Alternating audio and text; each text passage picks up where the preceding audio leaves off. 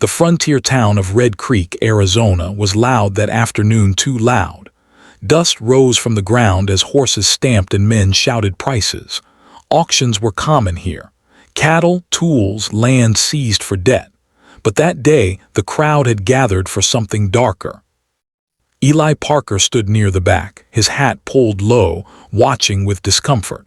He had ridden into town to sell cattle hides and buy supplies. He wasn't a man who liked crowds, and he liked cruelty even less. Still, he had learned that on the frontier, cruelty often hid in plain sight. At the center of the square stood a wooden platform.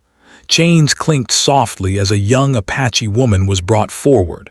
Her hands were bound, but her back was straight.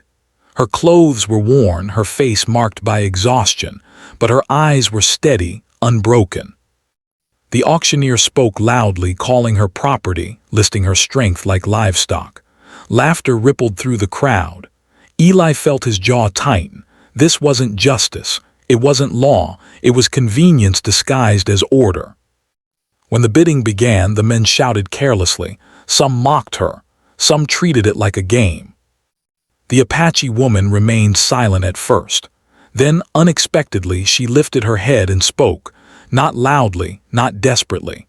Her voice was calm, controlled, and clear enough to cut through the noise.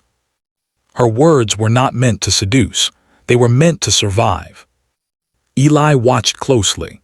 He saw how the crowd misunderstood her strength, twisting it into something ugly. He saw how the auctioneer smiled, encouraging the wrong ideas. And most of all, he saw how no one questioned whether this should be happening at all. Eli felt something heavy settle in his chest. He had walked away from injustice before, told himself it wasn't his fight, that one man couldn't change the frontier. But standing there, he felt the weight of every excuse he'd ever made. The bidding climbed higher. The woman's gaze drifted across the crowd, not pleading, searching. When her eyes met Eli's, she didn't beg. She didn't look away either. She simply held his gaze as if asking a question without words. What kind of man are you? Eli's heart pounded. He thought of his quiet ranch, his empty cabin, his belief that staying out of trouble made him decent. For the first time, he understood how wrong that belief was. Before he could overthink it, Eli raised his hand. The crowd fell briefly silent, surprised. Eli named a price, high enough to end the bidding. Murmurs spread. Some laughed, others stared. The auctioneer slammed the hammer. Sold. The word echoed louder than it should have. Eli didn't feel victory. He felt responsibility. As the chains were removed and the crowd began to scatter, Eli knew one thing with absolute clarity. He had not bought a person. He had stepped into a moment that would demand courage long after the auction ended. And there would be no turning back. The auction crowd thinned quickly once the hammer fell. What had moments ago been loud and cruel turned into uneasy murmurs and avoidance. People who had laughed now refused to meet Eli Parker's eyes. He felt the weight of their judgment, though none dared speak openly. The Apache woman stood beside him, unchained but not yet free in her mind. She studied Eli carefully, as if measuring the distance between his action and his intention. Eli noticed but said nothing. He understood that words meant little right now. The auctioneer shoved a paper toward Eli and muttered about ownership. Eli pushed it back. She's not property, Eli said firmly. She's free. The auctioneer scoffed, but he didn't argue. The money had already changed hands. Convenience once again won over conscience. Eli turned to the woman. You don't owe me anything, he said quietly. You can walk away right now if you want. She studied him for a long moment. Freedom is not only walking away, she replied calmly. It is knowing where you are safe. Her words stayed with him. They left the town together, not side by side but not separated either. Eli led his horse slowly, careful not to rush her. The road out of Red Creek stretched ahead, quiet and open. Dust swirled under the afternoon sun. For miles, neither spoke. Eli's mind replayed the auction again and again. He questioned himself. Had he acted out of guilt, pride, anger, he had never made a decision that felt so right and so frightening at the same time. As the town disappeared behind them, the woman finally broke the silence. "My name is Naya," she said. "I was taken when my family tried to cross the valley." Eli nodded. "I'm Eli." She didn't thank him. Instead, she asked, "Why did you raise your hand?" Eli swallowed. "Because I was tired of being quiet." Naya considered this. "Silence helps the powerful," she said. "You chose differently." They rode until the sun dipped low, painting the desert in gold and shadow. Eli offered her water and food without ceremony. She accepted without fear, though she remained alert.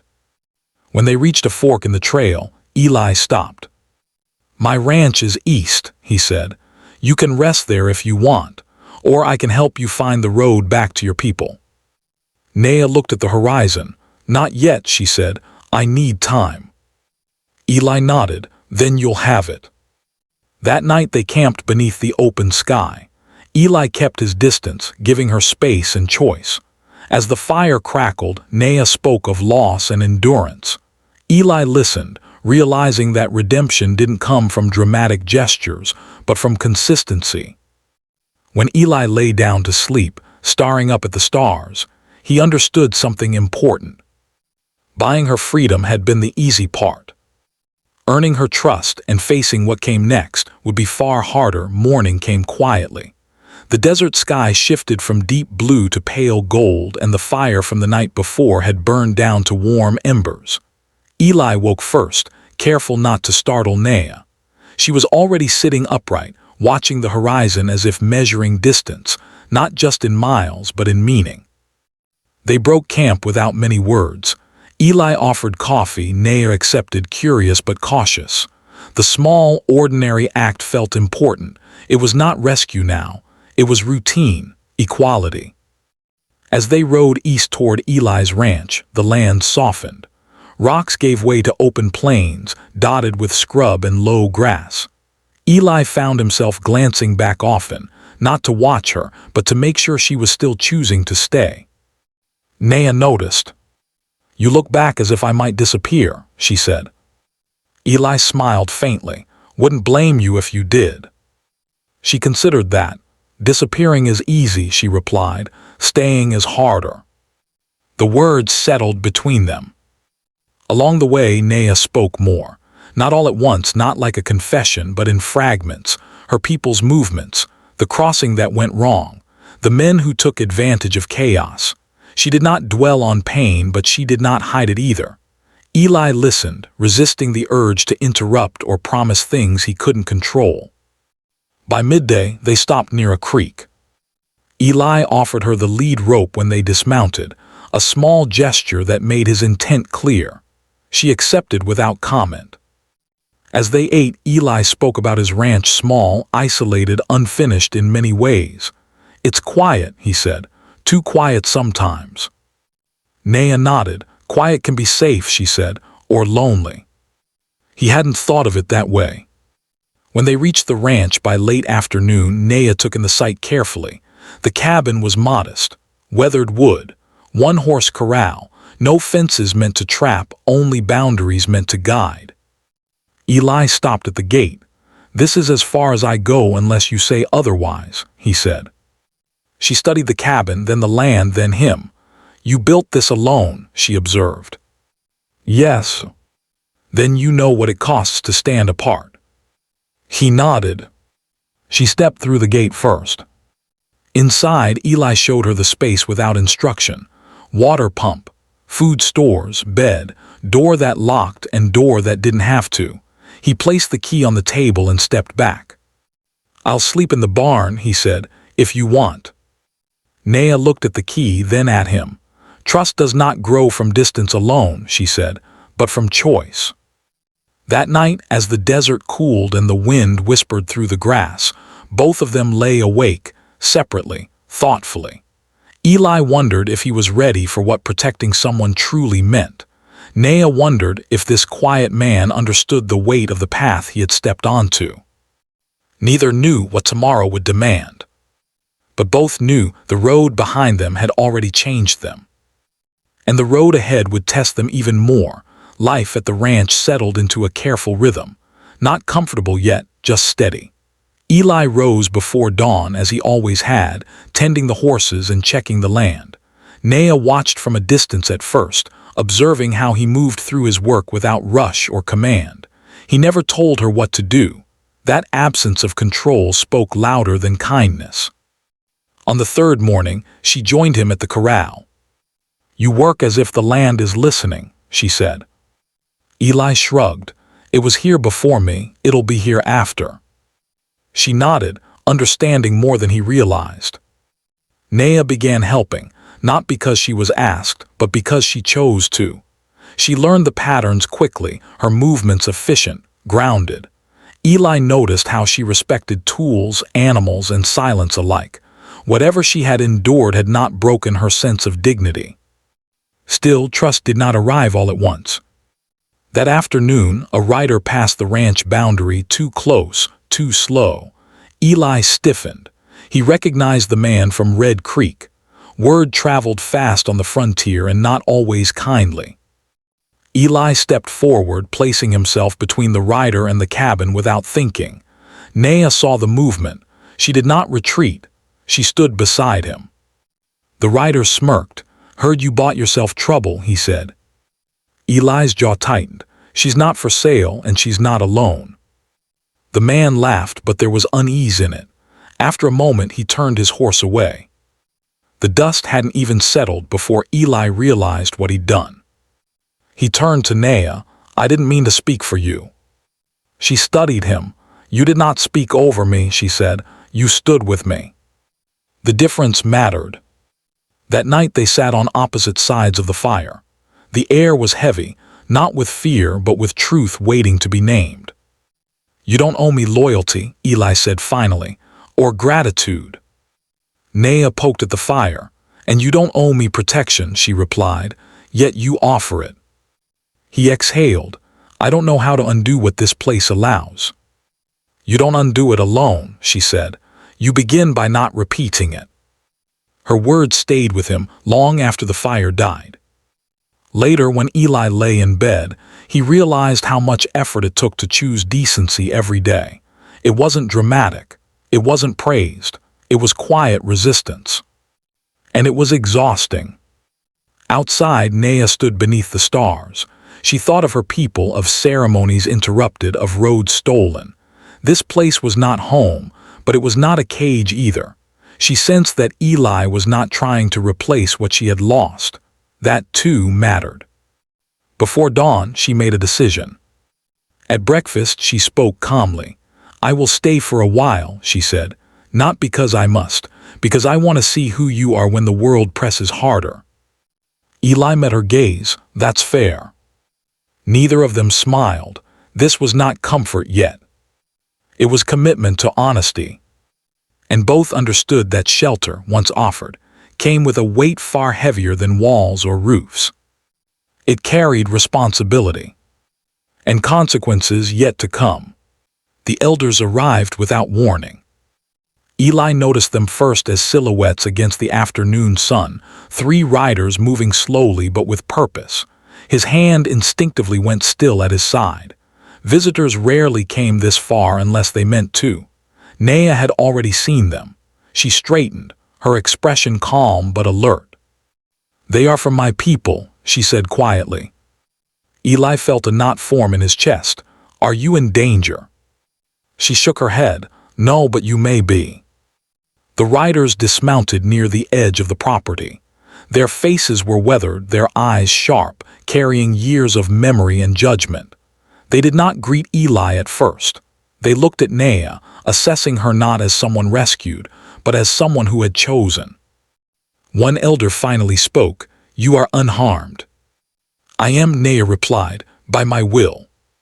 The elder's gaze shifted to Eli. "Then we must speak of what has been done." They sat together beneath the open sky. No weapons were drawn, no threats spoken, but the air was heavy with meaning. Eli listened as the elders explained a tradition, one born not of ownership but of testing character. In desperate times, a woman could place herself in a position of vulnerability to see who would act with honor when no reward was promised, who would help without demanding, who would free rather than claim. Eli felt the ground tilt beneath him. "The auction," he said slowly, "you knew." "We watched," an elder replied. "Not the cruelty, the choice." Eli's throat tightened. "I didn't know, I never meant."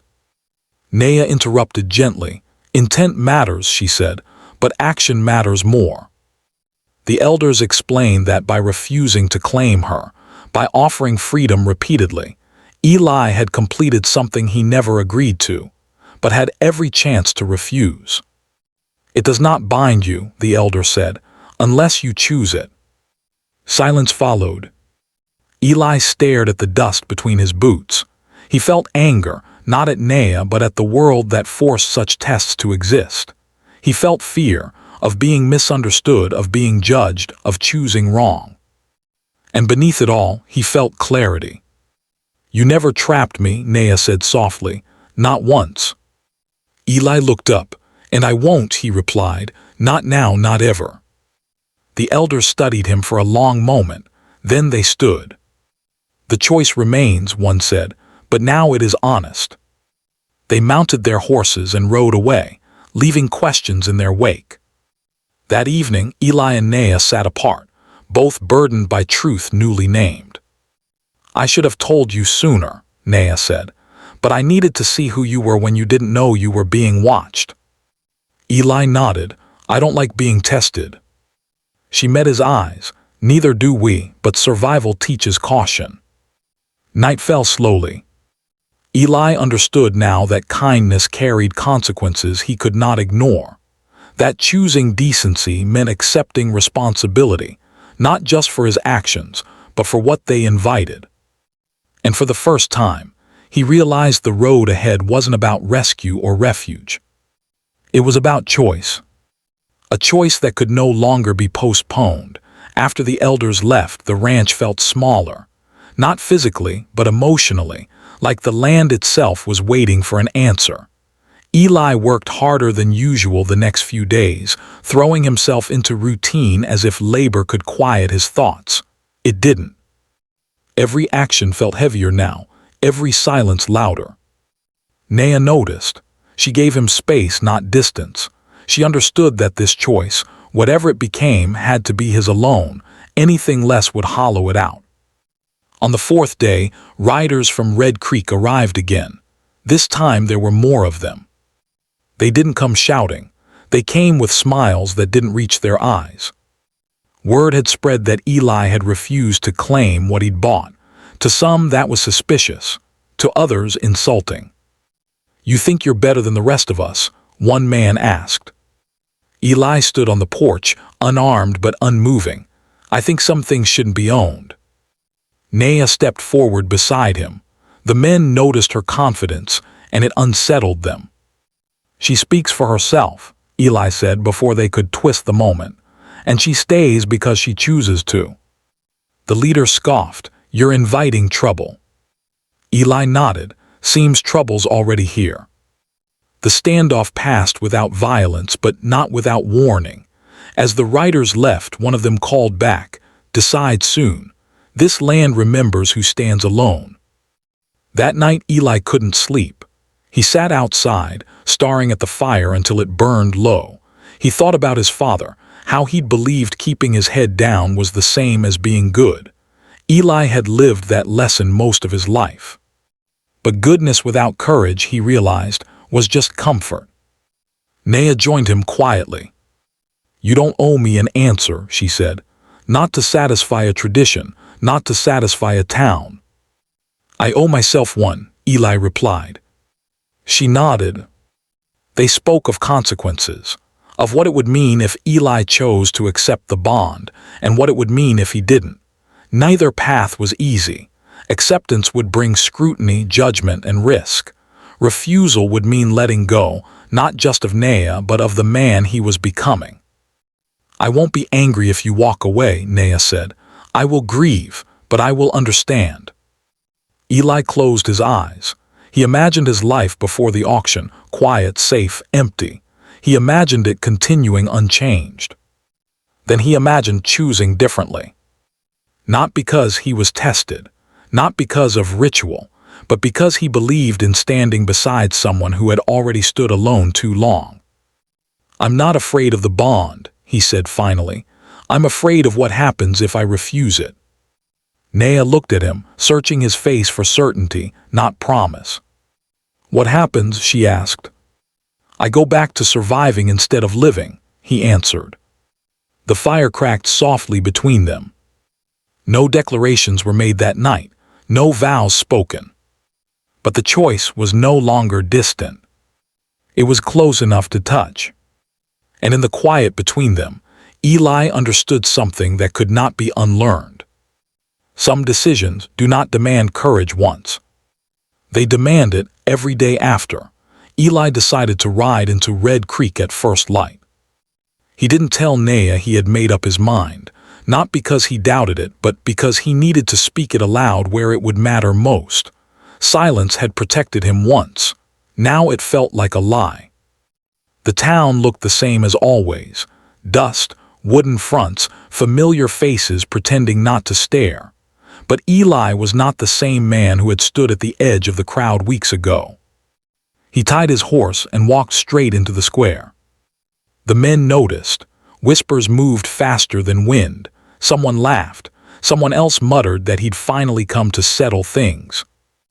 Eli stood where the auction platform still cast its shadow. "I'm not here to explain myself," he said, voice steady. "I'm here to make something clear." The crowd shifted, uneasy. "I didn't buy a woman," Eli continued. "I paid to stop something wrong, and I won't pretend otherwise to make you comfortable." A man stepped forward. "You're inviting trouble, Parker." Eli met his gaze. "I've been avoiding it my whole life. That ends now." There was no applause, no cheers, but there was silence, the kind that listens. Eli turned and left before anyone could respond. When he returned to the ranch, Naya was waiting. She had seen the dust on the horizon. She had felt the shift. "You went into town," she said. "Yes." "Did you choose?" Eli nodded. "I chose to stand openly, with you, not because of a ritual, because of respect." Naya studied him carefully. "Standing openly brings cost." "I know," he replied, "but hiding costs more."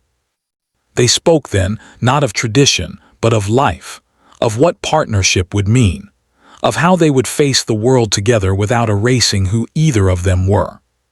That evening the elders returned once more, not to test, to witness. There was no ceremony yet, no fire, no symbols. Only words. "You understand what you choose?" an elder asked Eli. "I do," Eli said, "and I choose it freely." Naya stepped forward, "And so do I." The elder nodded once. That was enough. When night fell, Eli stood outside the cabin, watching the stars. For the first time he felt exposed, not vulnerable but visible. The frontier had taught men to hide behind strength.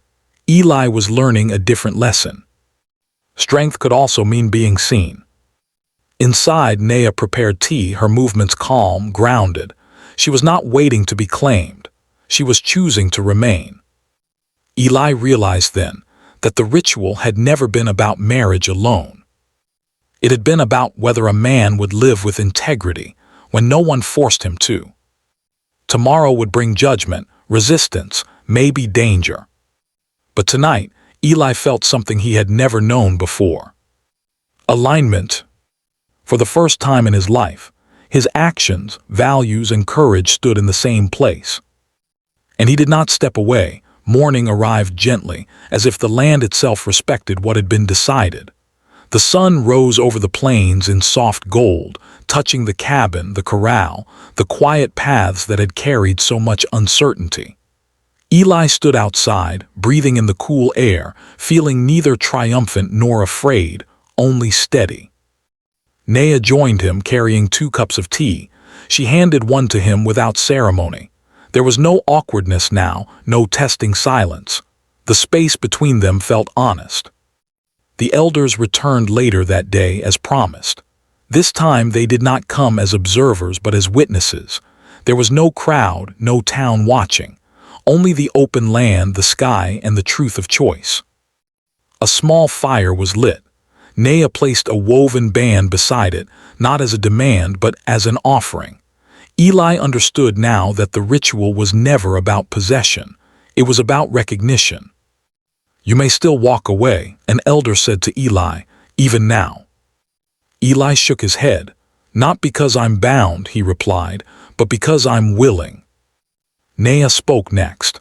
"And I remain, not because I was saved, but because I was respected." That was enough. The ritual was simple, words spoken clearly. No promises of ownership, no erasing of pasts, only an agreement to walk forward with honesty, even when it was difficult. When the elders left, the ranch felt different, not heavier but fuller. Life did not suddenly become easy. The town did not magically change. Some people never accepted what Eli and Nea represented. Others slowly did, watching as the months passed and nothing scandalous followed, only quiet partnership. They worked the land together, disagreed at times, learned each other's silences. Nea taught Eli stories, meaning, and patience. Eli offered steadiness, space, and consistency. Neither tried to remake the other. One evening, as the sky deepened into purple and stars began to show, Eli spoke a truth that had taken him a lifetime to learn. "I thought staying out of trouble made me a good man," he said, "but it just kept me comfortable." Nea smiled softly. "Comfort rarely changes the world." "I don't want to go back to surviving," Eli said. "I want to live this fully." Nea nodded. "Then we will together, as long as we choose it." Years later, travelers would pass the ranch and hear different versions of the story. Some would say a cowboy bought a woman and changed his life. Others would whisper of an old Apache ritual. But those who stayed long enough saw the truth. They saw two people who refused to let cruelty define them. They saw freedom chosen daily. They saw respect practiced, not claimed. And in a land that often mistook power for ownership, that quiet truth mattered more than any legend. Eli closed the cabin door that night, not to shut the world out, but to protect what had been built with care.